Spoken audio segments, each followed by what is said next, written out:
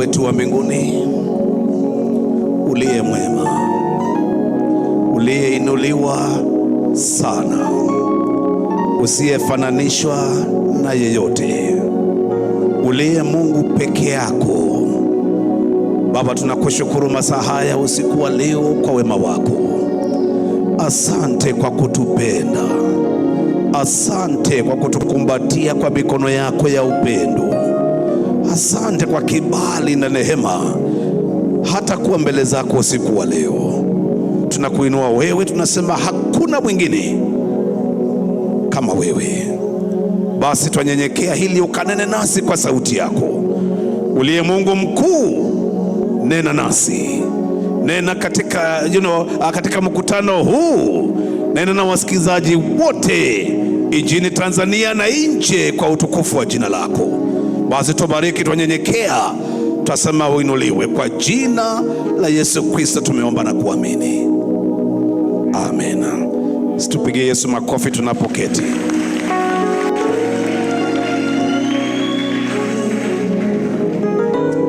Amina. Basi naomba nichukue nafasi hii ni wasalimu nyote katika jina la Yesu Kristo. Hamjambo? Si usalimike vizuri? Bwana Yesu asifiwe. Praise the Lord. Nina furaha nyingi sana. Mara yangu ya kwanza kufika sehemu hii ya Dar es Salaam mjini Tanzania, na kwa hivyo namshukuru Bwana kwa kimbali hicho.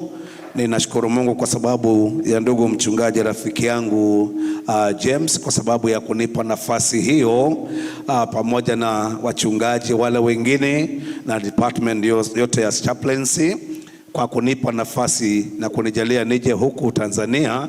Ninashukuru Mungu kwa wema wake, na kwa nyinyi nyote ambao mmeweza kuja katika mkutano wa leo. Ninashukuru Mungu kwa nyinyi nyote. Naomba Bwana akatubariki zote pamoja.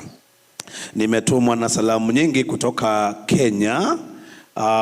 Najua rais wetu wa Kenya alikuwa hapa siku chache zimepita na akaleta salamu za Kenya yote.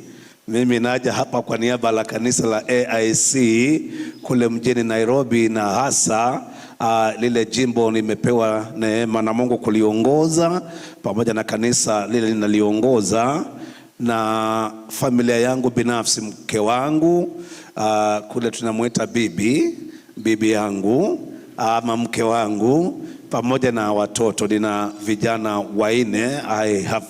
I'm blessed with 4 boys, na wote wametumana salamu, zipokeeni. Amina. Basi nashukuru Mungu sana. James ni rafiki wa kipekee, maana niliwahi tembea mpaka nyumbani, na kwa nafurahia Mungu hayo. Nimeenda mpaka kule Nyali, kumbusha jina hilo, Nyamaribe, jina ndio hilo. Niliwahi fika kule.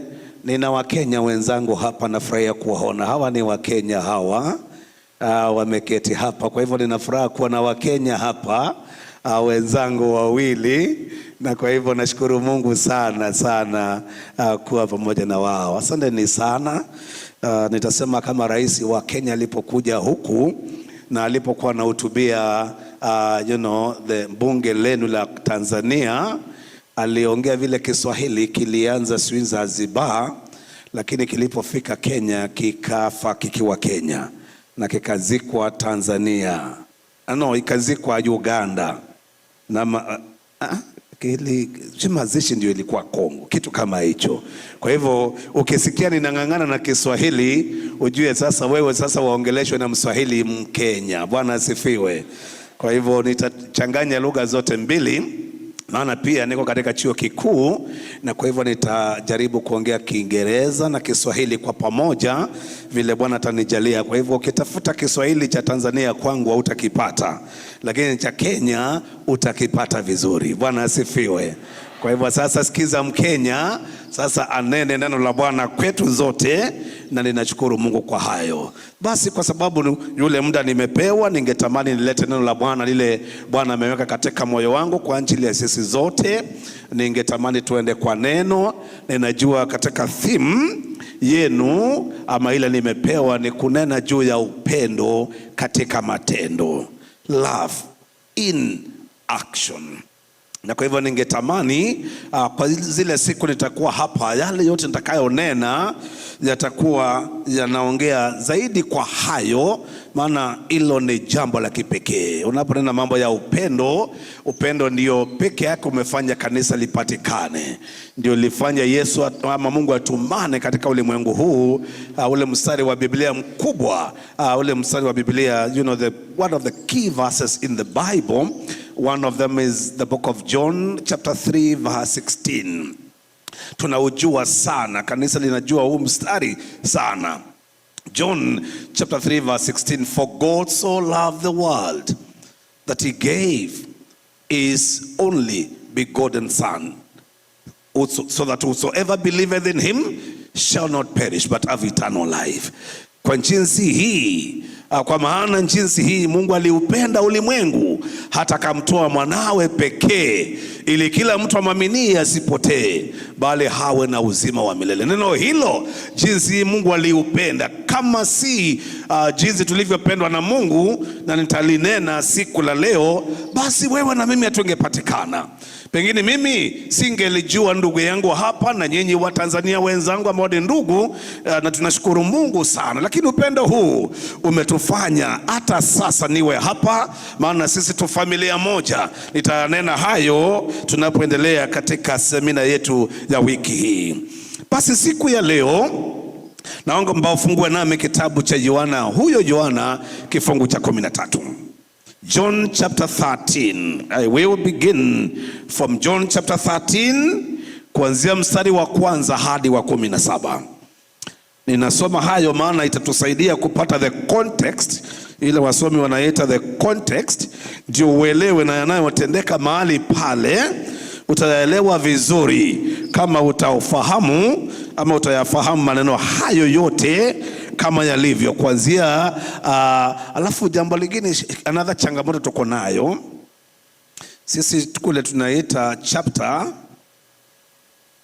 hata atuiete sura. Unasikia fungua Yohana kifungu. Sasa huku nilipata kujua kifungu ni mstari, verse. Kwa hivyo usisumbuke ukisikia ninasema kifungu, sasa hapo tutasaidiana na wewe. Bado nitajaribu niseme chapter ndio upate, but ni kifungu, ni sura alafu mstari ama haya. Sasa ndio hayo. Kwa hivyo sasa tunaanza haya ya kwanza hadi ya 17. Tunasoma kitabu cha Yohana 13. Basi fungua pamoja nami. Nitasoma kwa lugha ya Kiingereza, alafu kama vile nimesema, uzuri imekuwa projected, unaweza kufuatana na mimi ninaposoma Kiingereza ukisoma Kiswahili. Yohana 13. Allow me to just read, and then I will be able to bring the word of God to us as we continue together. The Bible says, now before the feast of the Passover, which when Jesus knew that his hour had come to depart out of this world to go.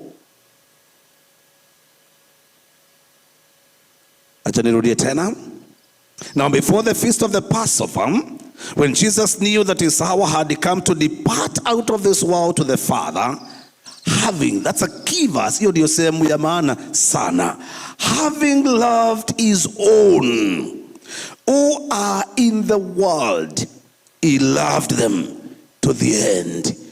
Pale naomba rudi tena mstari wa kwanza ni usome hiyo sehemu ambayo imesema, basi kabla ya sikukuu ya Pasaka, Yesu hali akijua ya kuwa saa yake imefika atakayotoka katika ulimwengu kwenda kwa Baba. Sehemu hiyo inasema, naye hali amewapenda watu wake katika ulimwengu, aliwapenda upeo. Neno hiyo sehemu ni ya maana sana katika mahubiri ya siku ya leo. Mstari wa pili, during supper, when the devil had already put it into the heart of Judas Iscariot, Simon's son, to betray him, Jesus, knowing that the Father had given him all things into his hands, and that he had come from God and was going back to God. rose from supper, he laid aside his outer garments, and taking a towel, tied it around his waist. Then he poured water into a basin and began to wash the disciples' feet and to wipe them with a towel that was wrapped around him. He came to Simon Peter, number 6. Mstari wa 6. Kama haya ya 6. He came to Simon Peter, who said to him, Lord, do you wash my feet? Jesus replied or answered him, What I am doing, you do not understand now, but afterward you will understand. Peter said to him, You will never wash my feet. And Jesus answered him, If I do not wash your feet, you have no share with me. 9. Simon Peter said to him, Lord, not my feet only, but also my hands and my head. Jesus said to him, The one who has bathed does not need to wash except for his feet, but is completely clean. And you are clean, but not every one of you. For he knew who was to betray him. That was why he said, Not all of you are clean. 12. When he had washed their feet and put on his outer garments and resumed his place, he said to them, Do you understand what I have done to you? You call me teacher and Lord, and you are right, for so I am. If I then, your Lord and teacher, have washed your feet, you also ought to wash one another's feet. For I have given you an example that you should also do just as I have done to you. Mark that verse 15 and also 17. Truly, truly I say to you, her servant is not greater than his master, nor is a messenger greater than the one who sent him. 17. If you know these things, blessed are you if you do them. I am not speaking of all of you. I know whom I have chosen, but the scripture will be fulfilled. He who had my hand has lifted his heel against me. I am telling you this now before it takes place, that when it does take place, you may believe that I am he. Truly, truly I say to you, whoever received the one I send receives me, and whoever receives me receives the one who sent me. Bwana Yesu asifiwe sana. Praise the Lord. Kwa zile dakika Bwana atanijalia katika kunenea mambo ya upendo katika matendo, naomba leo ninenee mambo ya upendo ukiwa umeonyeshwa mfano na Yesu mwenyewe. Love in action exemplified by Jesus. Kama unaandika kwa Kiingereza unaweza kuandika hayo, hata wewe na mimi tutembea kwa Kiingereza pamoja leo. Love in action exemplified by Jesus. Tuanze kwa kuona, kabla basi mimi na wewe tuanze kuonyesha upendo wa matendo. Je, aliyetupenda sisi alifanya nini? Alifanya nini kwa ishara ili mimi na wewe tujue jinsi ya kuonyesha upendo? And therefore, kwa mahali ambapo nimesoma, kabla pengine nisema acha nikupe mfano huu. Kule kwetu ambao zile nyakati za kitambo tulipokuwa shule tukisoma kuanzia the lower classes za masomo yetu, tulikuwa tumekubaliwa na nchi yetu kule Kenya. Tunasoma, kila mtu anaanza masomo yake katika hayo masomo wanasoma katika lugha ya mama yako, in your mother tongue. So mimi for example natoka kwa mother tongue, naongea lugha inaitwa Kikamba language, tunasoma Kikamba in my lower classes. Na hili masomo haya ingie vizuri, tulikuwa tunapewa mifano. Tunasoma kwa mifano ndio tuelewe zaidi kwa mambo mengine. Na kuna mfano tulipewa kwa vitabu hizo, ya kwamba kuna mama mmoja aliyekuwa na msichana mrembo sana, a very beautiful daughter, ambaye alimchunga sana na alimpenda sana. Na alipompeleka katika masomo ya upili katika high school, ikawa wakati mama mzazi ametembea kuja kumtembelea tu mtoto wake, huyu msichana wake alikuwa hataki atambulike kama mama mzazi. Yani she did not want to to let the others know that she was her biological mother. Kwa sababu gani? Kwa sababu sura yake haikuwa nzuri. Alikuwa sura yake, yani uso umekunjana kila mahali. Alikuwa na sehemu zilikuwa zimechomeka kiasi, ukimwangalia alikuwa hapendezi. Na kwa hivyo huyu msichana ama huyu binti yake alikuwa kabisa hataki ajulikane kama yeye ndiye mama yake. So akija wanaonana kule kando, wanaenda kujificha aonane na mama mzazi, na wakimalizana anarudi. So hakuambia mtu ni mama yake. Na mama yeye jambo hilo likawa linamuumiza katika moyo wake. Na siku moja mama huyu akaamua amuelezee kilichotendeka. Na akamwambia, msichana wangu, my daughter, I was as beautiful as you are.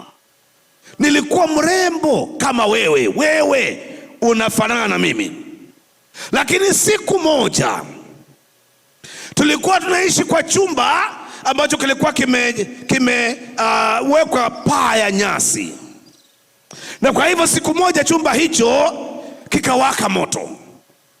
Na nilikuwa nimeenda kutafuta ama kuchota maji. Nilikuwa nimeenda kutafuta maji.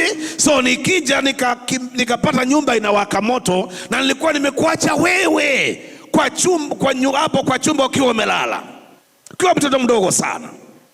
Kwa hivyo mimi nilipoona haya, niliingia mbio kwa nyumba, nikakuchukua wewe na nikakufunika vizuri, na nikitoka kile chumba kikaanguka, kikaniangukia mimi, nami nikachomeka, nikawa sura yangu imekaa vile ilivyo sasa. Kwa hivyo msichana wangu, nipo hivyo nilivyo kwa sababu ni mimi nilikuwa ninang'ang'ana kukulinda wewe usichomeke. Bwana Yesu asifiwe sana. Wakati alielezea haya, huyu msichana alilia sana. She cried bitterly because now she understood nini ilifanyika. Mama akawa na sura ambayo haipendezi. Na kuanzia siku hiyo huyu msichana akabadilisha mawazo na akampenda mama yake vilivyo, vile alivyokuwa. Bwana asifiwe sana. Uliwahi soma kitabu cha Isaya 53? Nifungulie hapo kidogo kuanzia mstari wa 2. Kabla ninene haya, niyalete namba usikize maneno hayo. Kitabu cha Isaya 53 kuanzia mstari wa 2 hadi wa 5. Niwekee hapo kidogo nisome kwa Kiswahili nione kama ndio hiyo. Inasema, maana alikuwa mbele zake kama mche mororo na kama mzizi katika nchi kavu. Yeye hana umbo wala uzuri. Naomba hayo uyaangalie sana kwa umakini. Yeye hana umbo wala uzuri, na tumwonapo ana uzuri hata tumtamani. Endelea. Alidharauliwa na kukataliwa na watu, kapewa jina hili, mtu wa huzuni nyingi, hajuaye sikitizo, a man of sorrows. kapewa jina hilo. Na kama mtu ambaye watu umficha uso ama nyuso zao, kama vile sasa watu wengi wanafanya, halidharauliwa wala hatukumhesabu kuwa kitu. Tuendelee. Hakika ameyachukua masikitiko yetu, amejitwika huzuni zetu, lakini tulimdhania ya kuwa amepigwa na Mungu na kuteswa.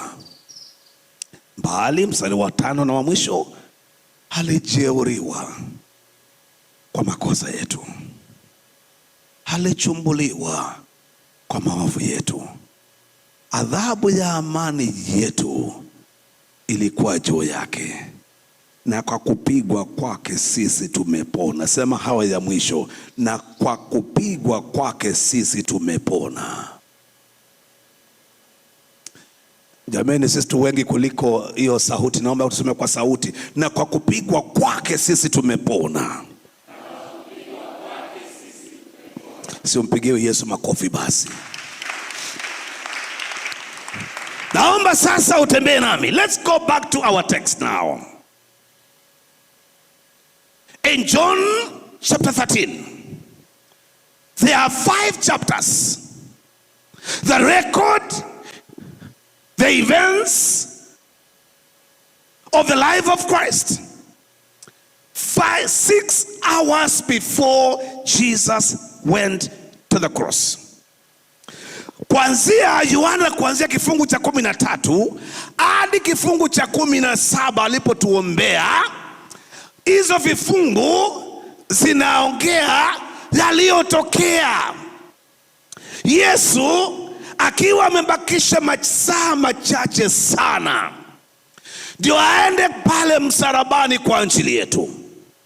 Kabla ya kifungu cha 13 kuanzia Yohana 12, maana Yesu si kama sisi. Yesu alikuwa anajua masaa yake na nyakati alizopewa za kufanya ile kazi alikuja kuifanya. Jesus knew. He was very conscious of his time here on earth. And therefore in chapter 2 anasema my hour has not come.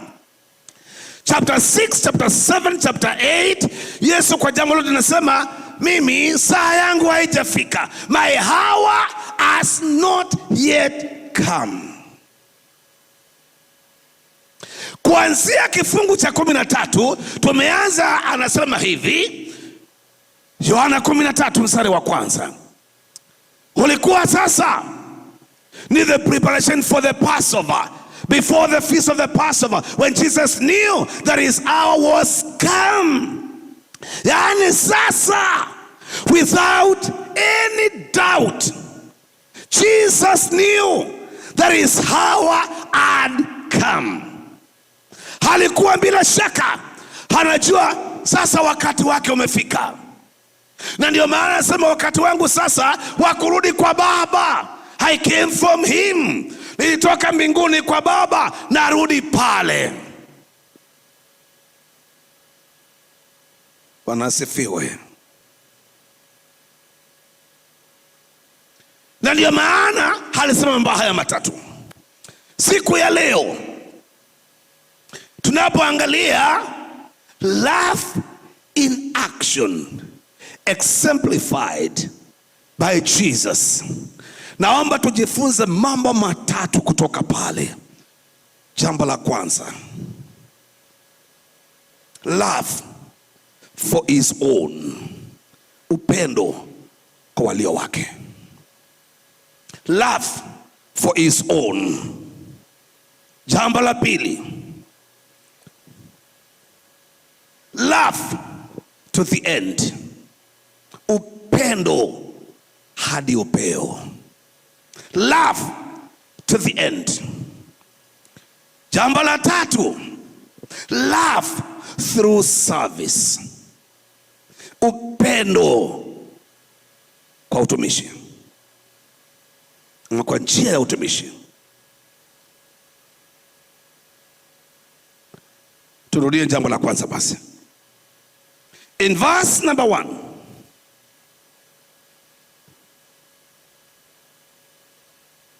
akimalizia anasema having, ile sehemu nilikwambia, having loved his own who were in the world, akiwa amewapenda walio wake katika waliokuwa katika ulimwengu huu. Katika lugha iliyoandika Biblia, Agano Jipya, lugha ya Kigiriki, ile neno imetumiwa for his own ni neno inaitwa idios ama idios, I-D-I-O-S.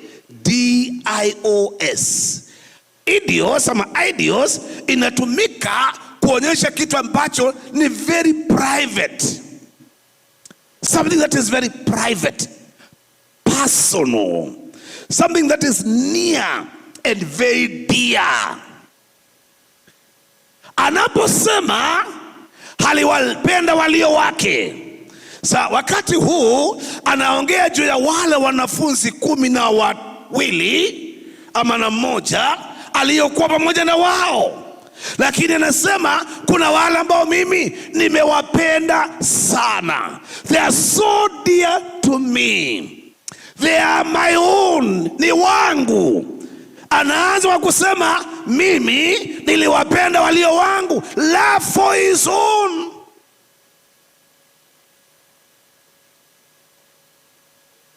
Na hakika hapa tuna wazazi, mimi ni mzazi, ina watoto wangu 4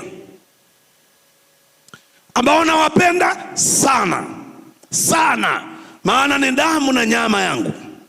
Nawapenda, I love my children because they are my flesh and blood. Kitu chako unakidhamini sana, ni cha dhamana, unakipenda sana.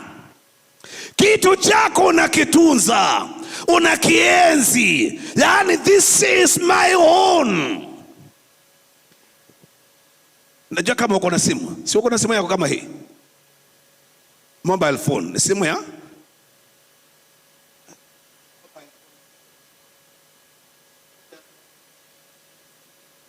mkononi, yani mobile phone, simu ya mkononi.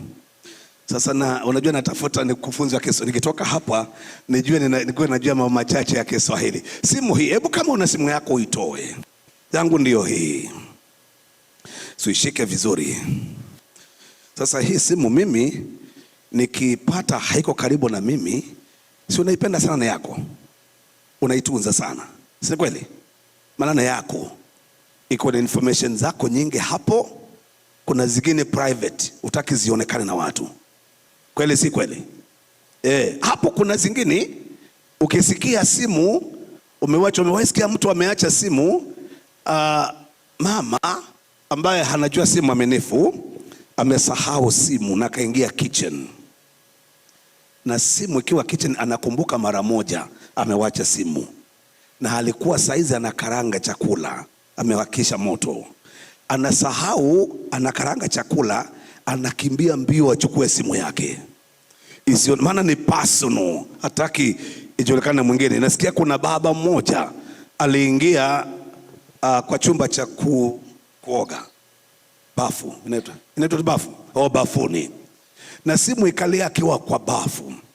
Sasa hakujua nani amepiga, alitoka mbio bila kuwa na, akiwa hajavaa manguo, kukimbia kuchukua simu yake, maana anaogopa isichukuliwe na mtu mwingine, maana ni personal, yani ni yake sana na anaitunza sana. Yesu anasema, anapotumia neno hilo inamaanisha kilicho chake cha dhamana, yani wewe ni wa dhamana sana. Ambia mwenzako wewe ni wa dhamana.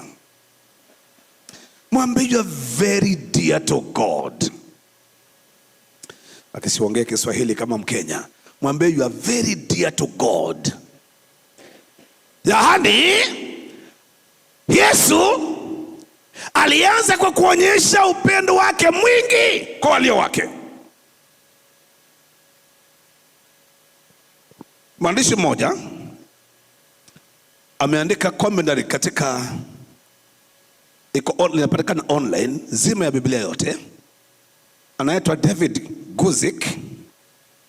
Alisema mambo haya, kwa nini anawapenda walio wake. Anaomba uyanakili vizuri. Jambo la kwanza, kwa nini anasema aliwapenda wale wake? Aliwapenda kwa sababu aliwachagua. He loved them because he chose them. Hello. Aliwapenda kwa sababu aliwachagua. Yohana 15:16, John 15 and verse 10 nasema, you did not choose me, but I chose you and appointed you. Hamukunichagua nyinyi. Yaani utofauti wa Ukristo na dini zile zingine ni ya kwamba katika Ukristo it is God looking for man. Other religions ni man looking for God. Unang'ang'ana kutoa dhabihu fulani ama kufanya matendo fulani umfikie Mungu. Katika mambo ya Kristo haiko hivyo. Yeye ndiye aliwacha mambo yote haja kunitafuta mimi. God came looking for me. Na anaambia wanafunzi wake, si nyinyi mlienichagua, mimi niliwachagua. Aliwapenda kwa sababu yeye ndiye aliyewachagua. He loved them because he chose them.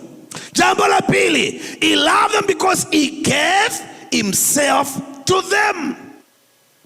Aliwapenda kwa sababu yeye alijitoa kwao. He gave himself to them. Si kuwachagua peke yake, lakini yeye. Yohana 10:11 ama haya ya 11 inasema, I am the good shepherd. The good shepherd lays down his life for the sheep. Mchungaji mwema anatoa uhai wake kwa ajili ya kondoo zake. Yeye, he gave himself to them. Jambo la tatu, why did he love them? Why did he love his own? Because his father gave them to him. Baba aliye mbinguni, yeye ndiye aliwapea ama aliwapeana kwake. Yohana 10:29. John 10 and verse 29. Inasema, my father who has given them to me. Neno hilo lipate vizuri sana. My father who has given them to me. Baba aliye nipea, aliyewapeana nyinyi kwangu. It is the Father who gave you to him. Tungekuwa kwa mambo ya theolojia, tungeangalia vile Mungu alipanga wokovu kabla dunia haijaanza. Waefeso 1:4. We were chosen before the world began. Tulichaguliwa katika Bwana kabla ulimwengu uja kuwepo. Jambo la 4, kwa nini aliwapenda walio wake? He loved his own because he would soon purchase them. Hata wanunua yeye mwenyewe, ama haliwanunua. Ni wake kwa sababu aliwanunua. Bwana asifiwe sana. Yaani si waka tu hivyo. Mimi hii simu ni yangu, niliinunua ile bei nilinunua. Kwangu ni bei ghali sana. Kwako hata kama ni simu ya milioni 4, jaribu kuangalia ni 4 million, which is equivalent to 2,000. No, 20 million. 20,000. 20,000. Ndio kule 2,000. 20,000 huku. Sababu kwetu 1,000 ni kama 20,000 za huku. Kwa hivyo sasa kwetu ni 1,000. Unaweza kuwa kuna simu ya 2,000 kule kwetu ambao ni 40,000. Unaweza kuwa kuna simu ya 40,000. Inaweza kuonekana ni pesa kidogo, lakini hiyo ni yako kwa sababu uliigharamia, uliinunua kwa dhamana mpaka ukafeel. Pengine haukula lunch hiyo siku, ndio ununue simu. Uligharamia, ni yako. Yeye Yesu anasema anawaita walio wake kwa sababu haliwanunua. Wakorintho wa kwanza kifungu cha kwanza mstari wa 23. 1 Corinthians 7 and verse 23. Naomba uandike vizuri, maana yale mafunzo nakupa yatakusaidia sana. Utakapoketi peke yako na kuanza kuyatafakari maneno haya, utasaidika sana. Wakorintho wa kwanza 7:23. Tasoma kwa Kiingereza lakini kitumia lugha ya Biblia version inaitwa New Living Translation, NLT.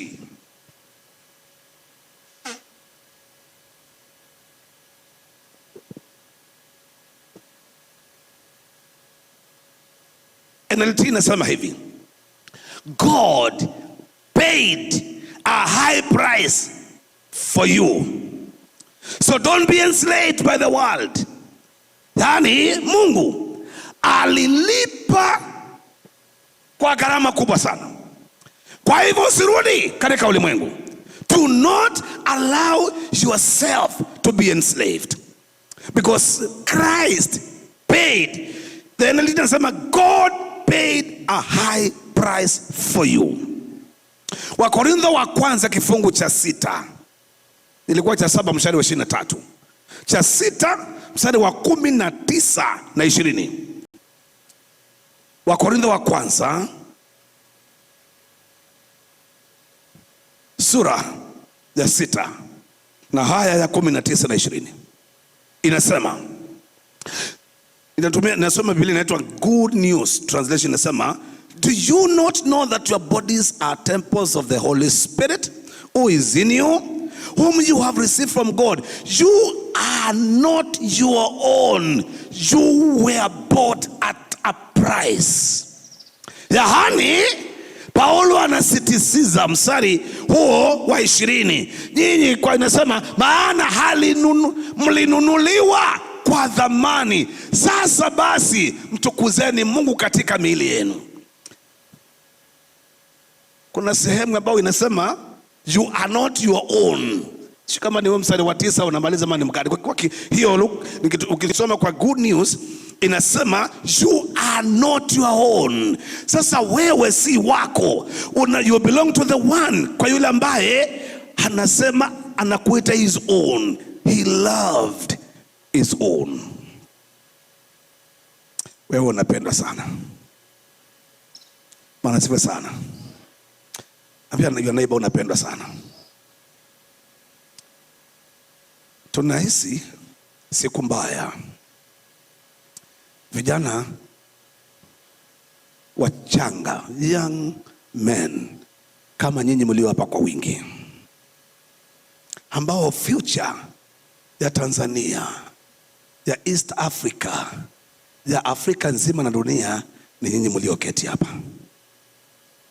Nisikize vizuri. Wewe ambao unanitazama na unaonitazama nikihubiri, wewe ungalijua Tanzania hii ni wewe inakuangalia, si mwingine. Atakayebadilisha Tanzania, atakayebadilisha Kenya, atakayebadilisha Afrika yote na dunia ni wewe unayenisikiza uliyeketi pale.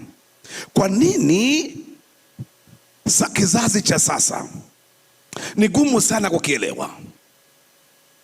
Kula kwetu tunawaongopa sana the Gen Zs. Maana naona hapa 99% ni Gen Zs. Tunawaongopa maana wakisema watafanya jambo watalifanya. Walisema wataingia mbunge wakule kile chakula kinakuliwa na waheshimiwa pale mbungeni, na waliingia. Hawa Gen Z waliingia wakakula chakula cha pale cha waheshimiwa, na walikuwa wamesema wataenda State House. Walikuwa wanaenda kule kwa rais. Ilibidi rais achukue jeshi, si askari wa kawaida, jeshi, kwa sababu vijana wakitaka kufanya jambo watalifanya. Nyinyi mna nguvu na mnapendwa na Mungu sana. Anaposema haliwanunua nyinyi, mkikubali nyinyi, ujue wewe si wako. You don't belong to yourself. You belong to the one that bought you at a very high price. Then you will begin to make a difference from where you are.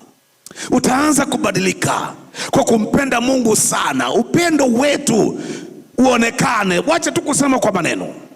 Na kwa hivyo tunaanza kuona Mungu huyu ambaye aliwapenda walio wake, aliwapenda walio wake kwa sababu aliwanunua.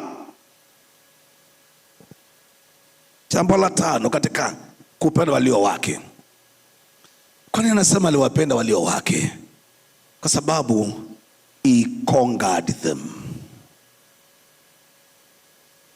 He conquered them.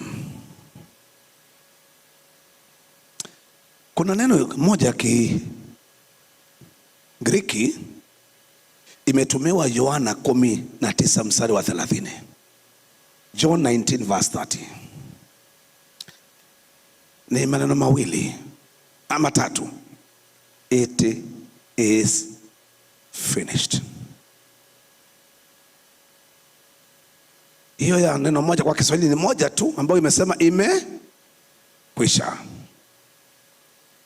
Kiingereza ni maneno matatu, it is finished. Kiswahili ni imekwisha. Hile neno imetoka neno hilo katika lugha ya Kigiriki inaitwa tetelestai. Inaitwaje? Tetelestai. Ati inaitwaje? Si usome, usiwende msomi, soma pamoja na mimi tu. Ati neno ni gani?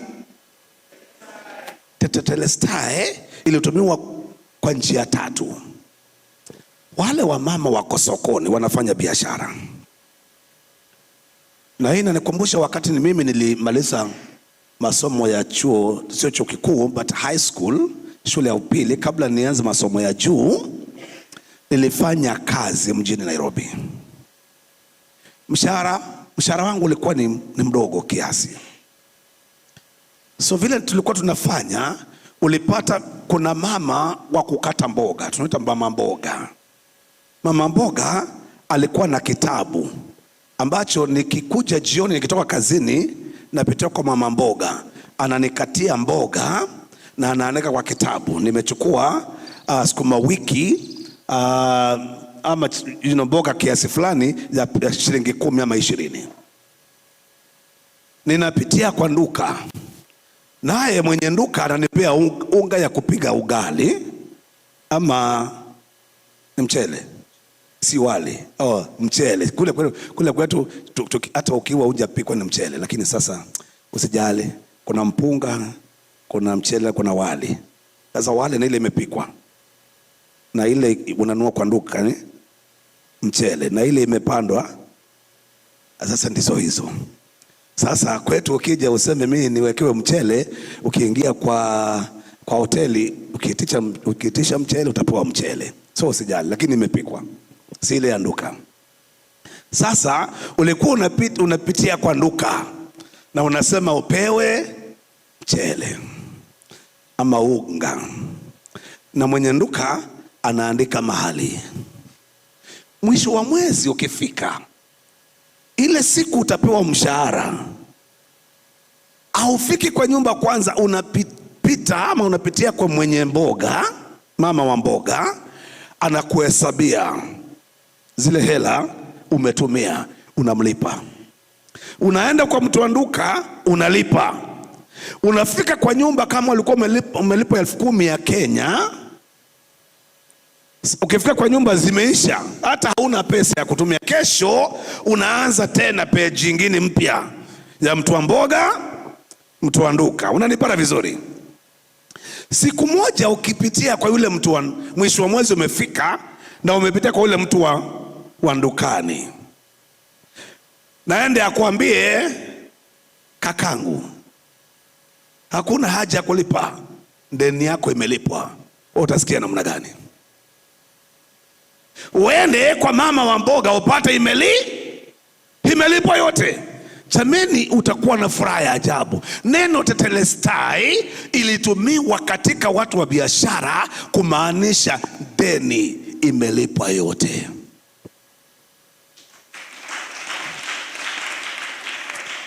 The debt has been fully paid.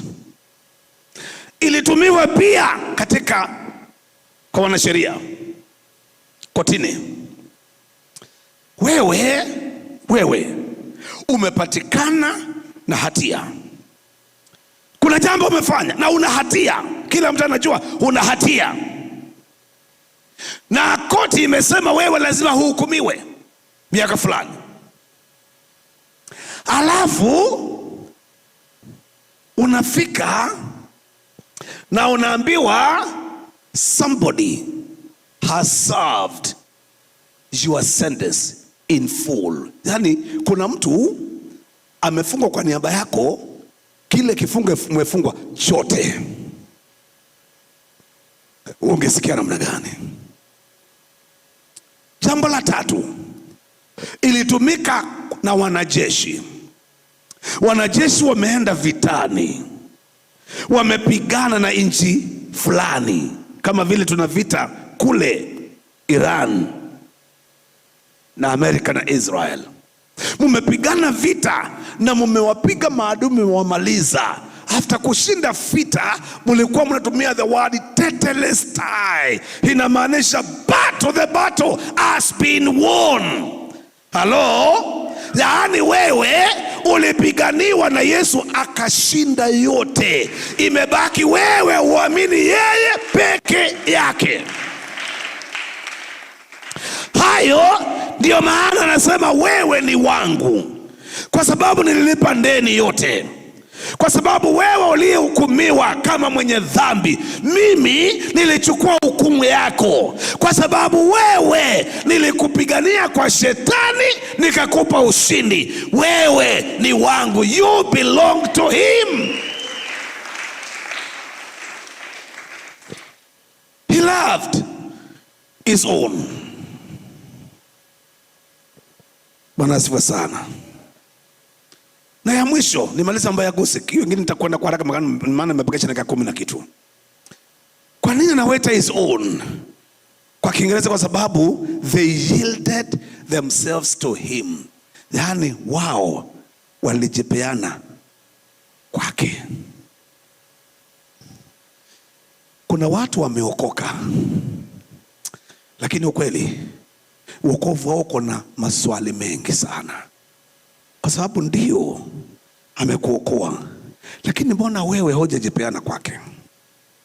To yield to someone inamaanisha unafuata maagizo yake yote. Inamaanisha unamfuata kukiwa kwema, kukiwa kubaya. Inamaanisha unamfuata wengine wakiwa wanakupenda wewe ama hawakupendi. Inamaanisha unamfuata ukiwa na hela kwa mfuko ama ukiwa hauna pesa yoyote. Inamaanisha hata ukiwachwa na boyfriend wako bado unampenda Yesu. Hello? Your heart broken, kijana uliye hapa, lakini unashikilia kwa nani? Bwana asifiwe. Ndio maana nawaita, anasema aliwapenda walio wake. Bwana asifiwe. Jambo la pili, he did not just love his own, he loved them to the end. Liandike vizuri sana. Love for his own. Number 2, love to the end. Aliwapenda upeo. Neno hilo ni neno la maana sana katika Biblia. Katika neno ya Kigiriki, neno linalotumika ni neno inaitwa eistelos. E for Elijah, I for ice, S Susan. Eistelos ni T for Teresa, E for Elijah again, L for L. Sipe jina L. Lobadaja. L for Lobadanja. And then O. O ni nani? Oscar. And S. Tulepea Susan. Sasa tutapea S nani? Samuel. Very good. That must be a very wonderful brother or friend. Samuel. Eistilos. Eistilo inamaanisha he loved them to the perfection.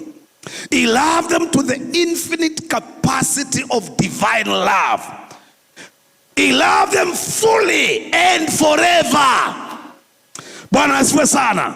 Yaani aliwapenda kabisa na aliwapenda milele. Unajua sisi katika dunia hii, nitajaribu kusema jambo kwa kitabu kimoja nilikitafuta lakini nikipata Mombasa. Kwa ile ship ilikuwa Mombasa, ilikuwa inaitwa Lagos Hope kabla ijarudi. Kimeandikwa na jamaa anaitwa Gary Chapman. Anaongea 5 love languages. Na anapeana mfano, swali moja aliulizwa akiwa kwa ndege akisafiri na mwenzake. Alipoona anasoma newspaper akamuuliza, wewe wafanya kazi gani? Naye akasema yeye is a marriage counselor. Jamaa akamwangalia akamuuliza, na kwa nini? Kwani upendo unaendanga wapi watu wakioana? Where does love go after marriage? Hiyo tutaiongea siku ya Saturday. Lakini wale walio katika ndoa kama mimi na ndugu mchungaji na pastor mom here, acheni waambie, sometimes tunaweza kuwa tulipendana sana na upendo umepungua. Kuna kijana alikuambia hatakupenda, akakuchorea, akakuandikia sitawahi, mambo mengi, lakini kwa muda mchache akakuacha. Niko hapa nikuambie Yesu ni tofauti sana. Anaposema aliwapenda wake, si kuwapenda hivyo, anasema nitawapenda hadi mwisho. Ukipitia kwa shida bado nitakupenda. Mambo yakiwa magumu nitakupenda. Jesus loves us to the end, fully and forever. Nataka tuige mfano wa Yesu. Maana yeye aliwapenda upeo. To the end. No turning back. Upendo wake haupungui. Jeremiah 31 verse 3, if I'm not wrong. Aliambia wana wa Israeli, mimi nitawapenda with an everlasting love. Jeremiah 31 and verse 3. Niweke hiyo mstari. Kwa wana wa Israeli aliwaambia hilo. Yeye atawapenda na upendo wa milele. Jesus loves you, not for a day, not for 2 days, not when good things are good, but Jesus loves you and he will love you to the end. He loves you with an everlasting love. Bwana asifiwe sana. Upendo huu wa Yesu na mambo manne. Number 1, it is infinite. Yani ni upendo wa milele. Jambo la pili, it is unconditional. Unconditional inamaanisha yani hakupendi kwa sababu wewe unampenda. Hakupendi kwa sababu wewe unaimba kwaya. Hakupendi kwa sababu haukosi kuja kwa maombi, kwa ushirika. Haukosi kuja kwa kesha. Anakupenda hata wakati haumpendi. Hello? He loved us even while we were still sinners. Hata tukiwa tugali wenye dhambi, alitupenda. Na hata wakati unaishi maisha ya kuyumba, hata saa hiyo anakupenda. He only requires you to yield to him because you are not of yourself. Wewe si wako mwenyewe, wewe ni wake. Number 3, upendo wake ni unfailing. His love is not only infinite, unconditional, it is unfailing. He will never fail in his love for you. And finally, it is sacrificial. Yeye halifanya kile mwanadamu hakuna mwingine aliwaifanya. Greater love than this. He laid his life down for you. Jambo la 3. Love through service. Yesu hakusema tu alipenda walio wake na aliwapenda hadi upeo. Bali jambo la 3, alionyeshana upendo wake kwa kuwatumikia. Servanthood, kutumikia wengine. Hiyo kifungu nimewasomea chote kuanzia mstari wa 3. In fact unaanza wa 2, maana wa 2 ndio tutaona the first thing ambayo naipenda kuhusu upendo huu. Kuanzia mstari wa 2 hadi mstari wa 20, hiyo mistari yote Yesu anaonyesha, ana demonstrate the extent of his love for his people. If we say that we love one another, nikisema napenda mwingine, lazima ionyeshe kwa njia ya kumtumikia. How do we serve one another? Tunaishi nyakati za kutaka tutendewe mambo na wengine, lakini Yesu hakufanya hivyo. Mambo machache. Jambo la kwanza, upendo uwe through service. Aliyofanya kwa kuonyesha mambo haya manne. Number 1, alionyesha ile naita passionate service, yaani utumishi wa kujitakia. Passion, umefanya kitu ukiwa na passion, unaufanya ukitaka, kama vile wale praise and worship alikuwa hapa. Unaposhika mic hii, kipaza sauti hiki, na unaongoza, unaifanya kila mtu anasema wow, huyo ndugu enyewe ametumiwa na Mungu. Kama wewe ni mhubiri kama mimi, ukisimama hapa unahubiri neno la Mungu jinsi ilivyo bila kubadilisha chochote, kwa sababu sisi tumeitwa kunena kile Mungu amenena peke yake, si maneno yangu. By the way, si kutoka Kenya nilete mambo yetu ya Kenya ama ya mtu mwingine. Niko hapa ninene yale Bwana peke yake ameyanena, si semi lingine. Siku zangu hine kutoka leo mpaka nimalize hapa, I am not here to tell you anything about myself. Paulo alipofika kwa Wakorintho anawaambia, nikiwa katikati yenu si kutafuta kujua jambo lingine, but Yesu Christ and him crucified. Na ombi langu ni Mungu anisaidie ya kwamba siku hizo 4 kuanzia leo, lindakalo linena hapa, I am concerned with God's word, hili kutubadilisha. Maana mambo imebadilika, kanisa limepotozwa. Kwa nini kanisa liko kwa shida? Kwa sababu sisi tunawaamini wachungaji kuliko neno. Kuna wahubiri kule Kenya, kuna jamaa katika ibada, mhubiri kama mimi, uchukua simu na anapigia Mungu mbinguni, na watu wanaanza kumsikiza akisema, alo, hiyo ni mbinguni? Oh, naongea na Mungu. Mbinguni kukoaje? Kuna mvua? Sijui kama kuna nyeshanga mbinguni, I don't know. Anaanza kuongea na Mungu na kanisa linampigia makofi akiongea na Mungu. Simu yako hiyo ina network ya mbinguni, ilitoka wapi? Kuna mwingine pia hata anasema hana uwezo wa kwenda mbinguni. Aangalia kama jina lako limeandikwa kwenye kitabu cha uzima mbinguni, na ndio aende akaangalia jina lako, unalipa 2,000, ndio sasa hiyo ni fair, aende mbinguni.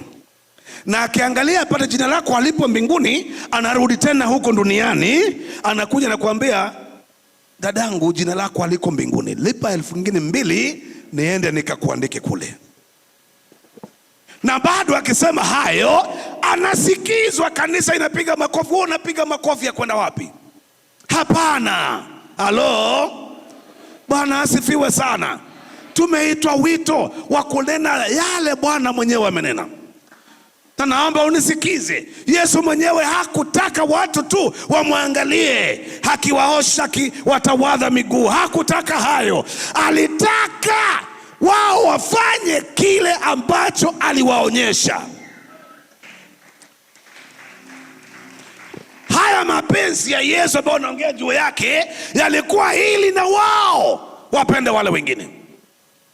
Ndio maana nimesema naongea juu ya upendo, love exemplified by Jesus. Yaani Yesu ndiye alionyesha mfano wa kwanza, na aliwapenda walio wake. Jambo la pili, aliwapenda hadi mwisho. Jambo la tatu, aliwapenda kwa kuwatumikia. Love through service. Na hakufanya tu hivyo. Jambo la kwanza, passionate. Angalia mstari wa pili, unasema hivi: during supper, when the devil had already put it into the heart of Judas Iscariot, Simon, to betray him, Jesus, verse 3, knowing that the Father had given all things into his hands, and that he had come from God and was going to God, number 4, back to God, rose from supper. He laid aside his outer garments, and taking on a towel, tied around his waist. Nitasema hayo mengine baadaye. Nataka uangalie jambo hili. Walikuwa chakulani, yaani tunakula chakula cha jioni pamoja. Yesu hakungojea chakula kishe. Hapana.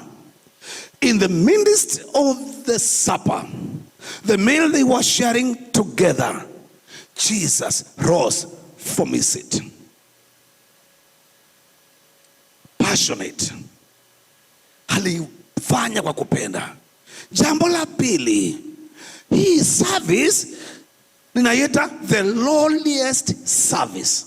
Alifanya ile kazi ilikuwa haifanywi na hata mtumishi wa kawaida, a normal servant hakufanya hii. Ilifanywa na yule servant ambao alikuwa the lowest katika bomalo. Ndio alikuwa anafanya kazi hiyo ya kuwatawadha miguu na kuwapanguza. Yesu akaamua, nitafanya hilo, because we are supposed to serve everybody, even the lowest amongst ourselves. Twastahili kuwa watumishi wa kila mtu. Na kwa hivyo Yesu akatoka chakulani, akajifunga hiyo towel na akaanza kuosha miguu, kuwatawadha miguu na kuwapanguza. Yesu mwenyewe. Number 3 ni kazi naita humble service, kazi ya kunyenyekea. Yani alienda kiwango si ya kawaida. Number 4, alifanya hata kwa watu wangumu, serving difficult people. Mimi nimeangalia jamaa moja anaitwa Petro, alikuwa mgumu sana. Yesu anawaosha wote. Na alipofika mahali kuna Petro anamwambia, unataka kunitawadha miguu? Hapana, hii haiwezekani. Hii Yesu haiwezekani. They are difficult people to serve, kama ujui. Difficult. Wangumu sana. Lakini hata wakiwa wagumu hivyo, Yesu alikuwa tayari kuwahudumia. Unaweza kuwa na mtu ambaye anakupinga kwa jambo fulani. Anakupinga katika uongozi, anakupinga katika masomo, anakupinga kimaisha kwa njia yoyote. Lakini Yesu hakuangalia Petro. Petro akasema haiwezekani. Akarudi kumwambia basi, kama maana Yesu alimwambia, nisipokuosha sasa wewe hauna sehemu na mimi katika mambo ya mbinguni. Akamwambia, basi nioshe si miguu peke yake, pia mikono na kichwa. Difficult people. Jesus served difficult people. Amewatumikia walio chini kabisa. Amewatumikia wale hawakupiga kelele. Aliwatumikia wale wagumu kama Petro. Bwana asifiwe.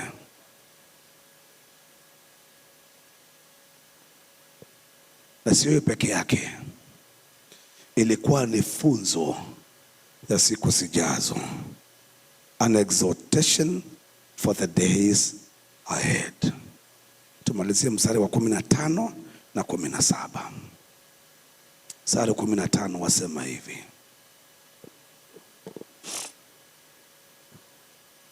kwa kuwa nimewapa kielelezo hili, kama mimi nilivyowatendea nanyi mtende vivyo. Yaani Yesu hakufanya jambo hili wafurahie. Hapana. Anasema nimefanya haya iwe kielelezo kwenu. Mstari wa 17.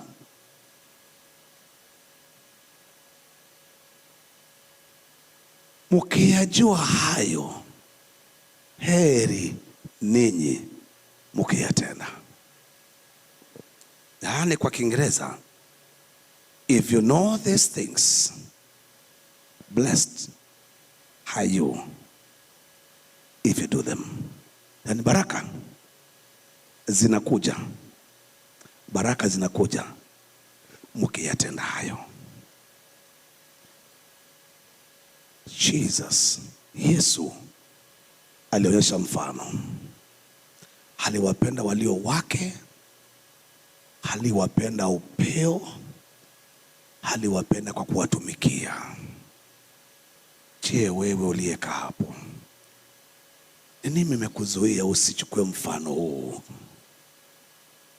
And this evening, before I just sit down, because time yangu imeisha, I want to pray with you.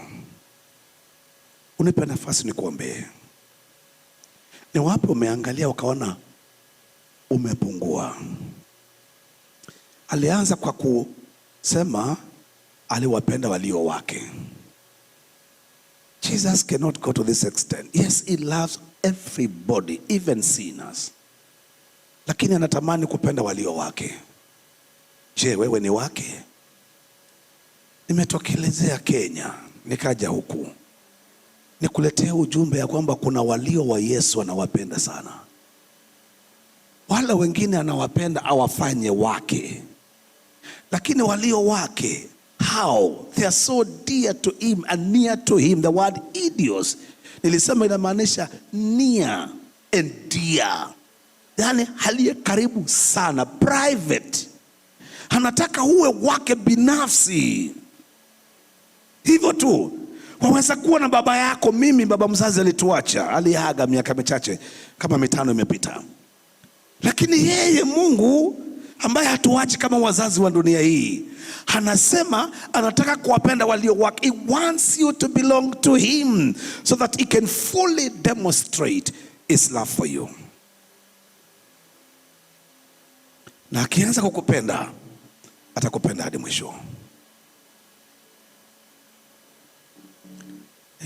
Wewe wakuabudiwa ni wewe.